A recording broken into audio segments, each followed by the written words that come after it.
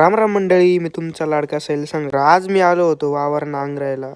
थांबा थांबा, तुम्हाला एक गोष्ट दाखवतो. आता तुम्ही म्हणशान हे गचपण काय आहे? तर हे काही गचपण नाही, एक आहे ना लाईटीचा खांब आहे. आता आपलं वावर पण आहे ना लय मोठे बुवा, डायरेक्ट टाइम लागला. त्यात आपण आहे ना हेडफोन पण घेऊन आलो होतो डायरेक्ट गाणे ऐकायला वावरामध्ये.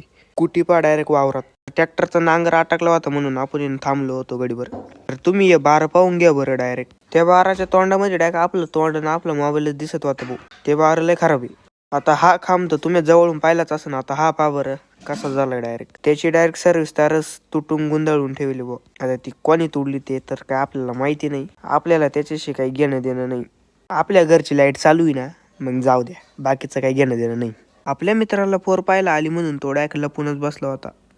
आपल्याला लहानपणची सवय घ्यायची कलंकर गोळा. तुमचा भाऊ बसलाय ट्रॅक्टर चालवायला. तुमच्या भावाला नांगरता येते का नाही लवकर कमेंट करून सांगा. तर आता आपण आलोय घरी, घेतली बुट्ट्याची सायकल आणि लागलं भाऊ तिथंच खेळायला डायरेक्ट. त्यांचं मस्त पाणी खेळायचं काम चालू होतं. नंतर या भाऊचे मावाली एवढे भांडण झाले का तो मला दगड मारायचा आणि मी त्याला दगड मारायचो. म्हंटलो चला भाऊ इथून. नंतर आलो मी अँटिक होऊन घरी.